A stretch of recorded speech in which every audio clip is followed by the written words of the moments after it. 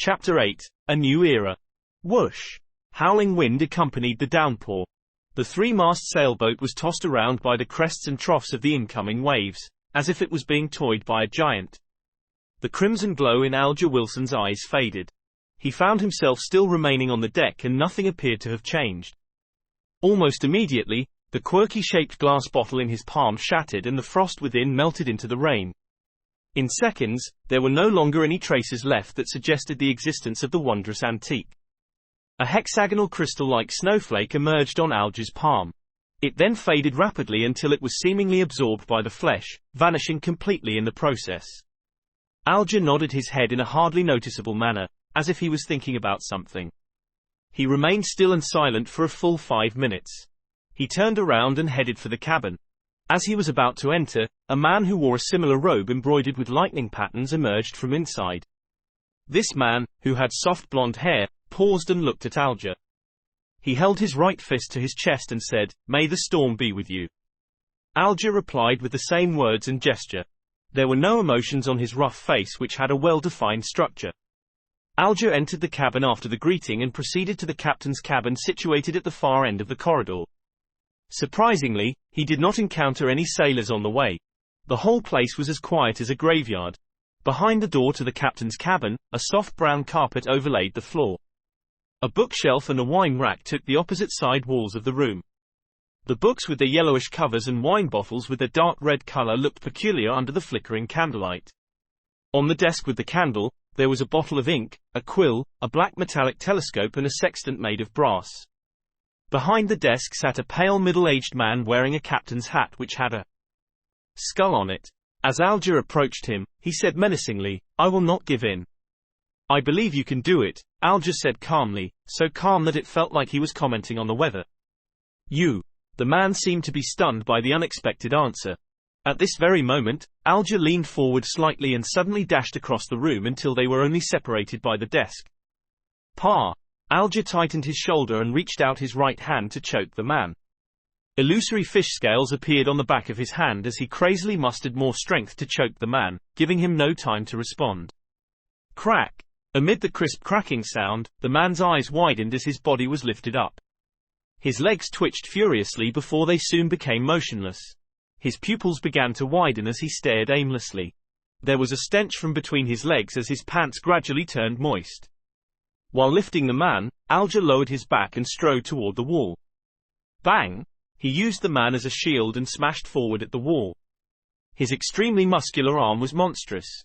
A hole cracked open in the wooden wall, and rain poured in, accompanied by the scent of the ocean. Alger flung the man out of the cabin, straight into the giant waves that resembled mountains. The wind continued to howl in the dark as almighty nature devoured everything. Alger took out a white handkerchief and wiped his right hand carefully before throwing it into the sea as well. He stepped back and waited patiently for company. In less than 10 seconds, the blond man from before rushed in and asked, "What happened?" "The captain has escaped," Alger answered in an annoyed manner as he panted. "I didn't know he still had some of his beyonder powers." "Damn it!" The blond man cursed softly. He went up to the opening and stared into the distance. However, nothing was visible except for the waves and the rain. "Forget it. He was just extra loot," the blond man said, waving his arm. "We will still be rewarded for finding this ghost ship from the Tudor era. Even if he was a keeper of the sea, he would not have hastily dived into the sea under this weather condition. The captain will not be able to survive much longer if the storm continues," Alger said, as he nodded in approval. The wooden wall was repairing itself at a discernible rate. He gazed at the wall and turned his head subconsciously towards the rudder and the sail. He was perfectly aware of what was going on behind all the wooden planks. The chief mate, the second mate, the crew, and the sailors were not present. There was no living person on board. Amidst all the emptiness, the rudder and the sail moved eerily by themselves. Alger again pictured the fool, who was covered in greyish-white fog, and sighed. He turned back and looked outside at the mighty waves and spoke as though in a reverie while filled with anticipation and awe. "A new era has begun.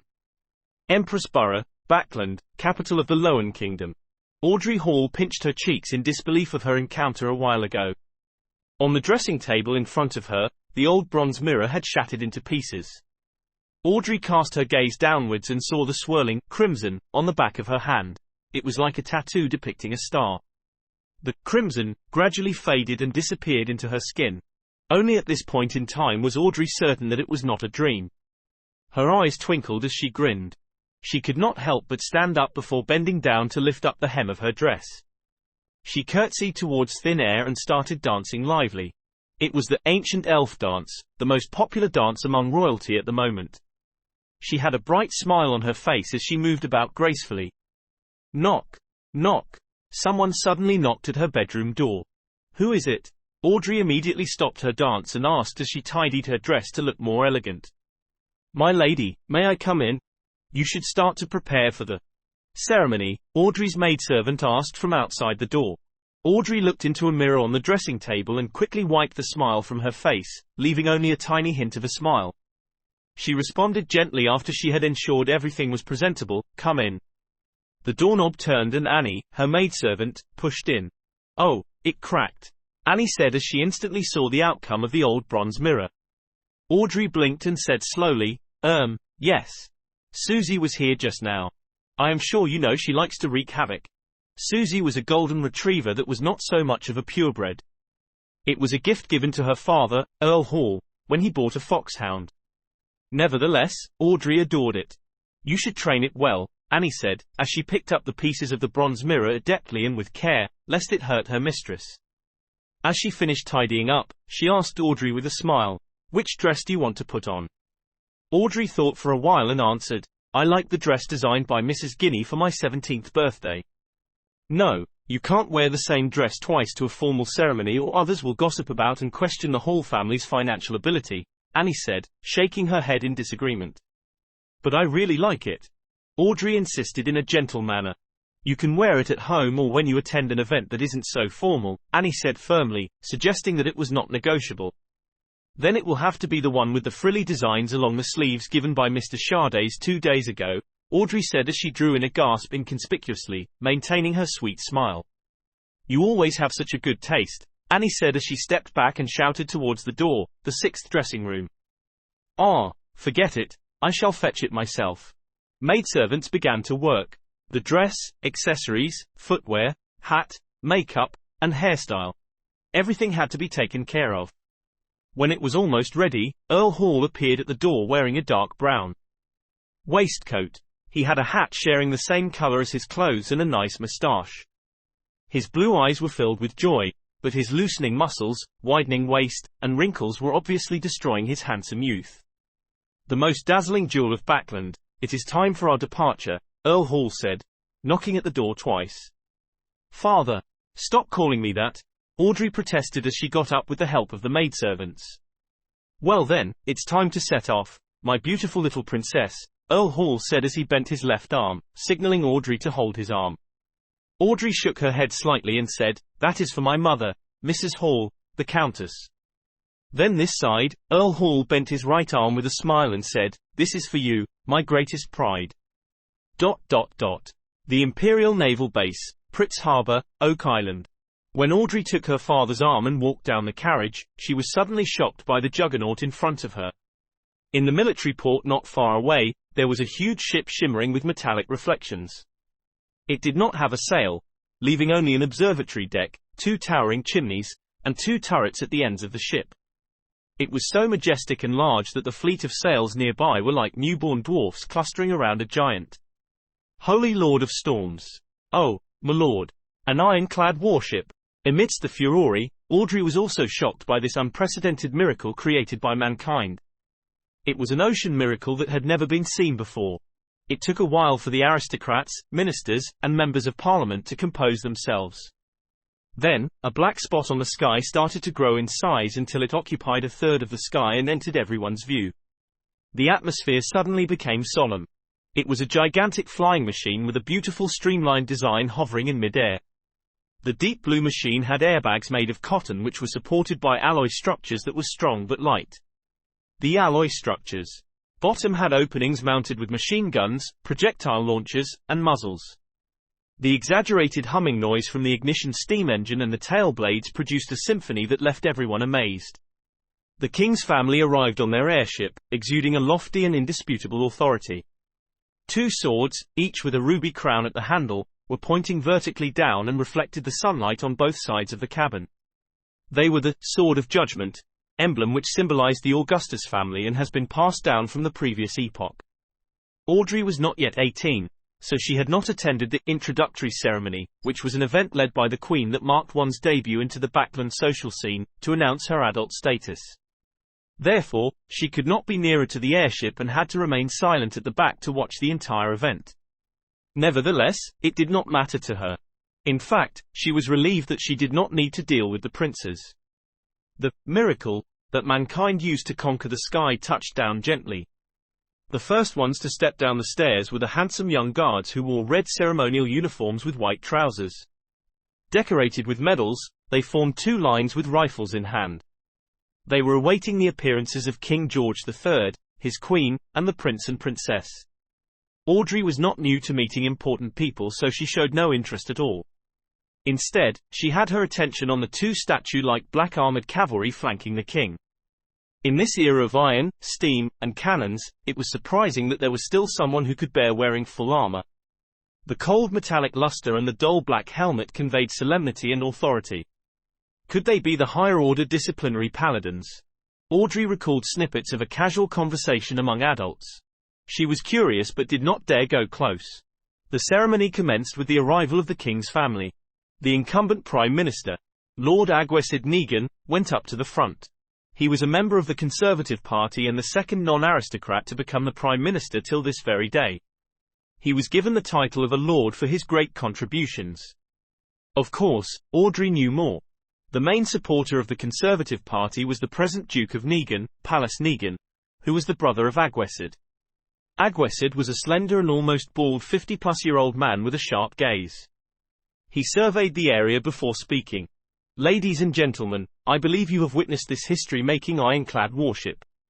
It has dimensions of 101 by 21 meters. It has an amazing port and starboard design. The armor belt is 457 millimeters thick. The displacement is 10,060 tons. There are 4 305mm main cannons, 6 rapid-fire cannons, 12 6-pound cannons, 18 6-barrel machine guns, and 4 torpedo launchers. It can reach a speed of 16 knots. It will be the real hegemon. It will conquer the seas." The crowd was roused. The mere descriptions were enough to instill fearful images in them, let alone the fact that the actual thing was right in front of them. Agwesyd smiled and spoke a few more lines before saluting the king and requested, "Your Majesty, please give it a name. Since it will set sail from Pritz Harbor, it should be named the Pritz," George III responded. His expression showed his delight. The Pritz. The Pritz. The word spread from the Navy Minister and the Admiral of the Imperial Navy to all the soldiers and officers on the deck. They all exclaimed in unison, "The Pritz." George III ordered the Pritz to set sail for a trial in the midst of the gun salutes and the celebratory atmosphere. Honk! Thick smoke spewed out from the chimneys. The sound from the machinery could be heard faintly beneath the sound of the ship horn. The Juggernaut departed from the harbor. Everyone was shocked when the two main cannons at the ship's bow fired at an uninhabited island in its path. Boom! Boom! Boom! The ground shook as dust shot up into the sky. Shock waves spread out, producing waves in the sea. Satisfied, Agwesyd turned back to the crowd and announced, "From this day on, doomsday will fall on the 7 pirates who call themselves admirals and the 4 who call themselves kings. They can only shiver in fear. It is the end of their era. Only the ironclad warship will roam the seas, no matter whether the pirates have the powers of the Beyonders, ghost ships, or cursed ships." Agwesyd's chief secretary deliberately asked, "Can't they build their own ironclad warships?" Some of the nobles and members of parliament nodded, feeling that such a possibility could not be eliminated. Agwesyd immediately smiled and shook his head slowly as he answered, "Impossible. It will never be possible. Building our ironclad warship required 3 big coal and steel amalgamators, a scale of more than 20 steel factories, 60 scientists and senior engineers from the Backland Cannon Academy and Pritz Nautical Academy, 2 royal shipyards, almost 100 factories for spare parts, an admiralty, a shipbuilding committee, a cabinet, a determined king with excellent foresight, and a great country with an annual steel production of 12 million tons. The pirates will never achieve it. Having said that, he paused and raised his arms before shouting in agitation, "Ladies and gentlemen, the era of cannons and warships has dawned upon us.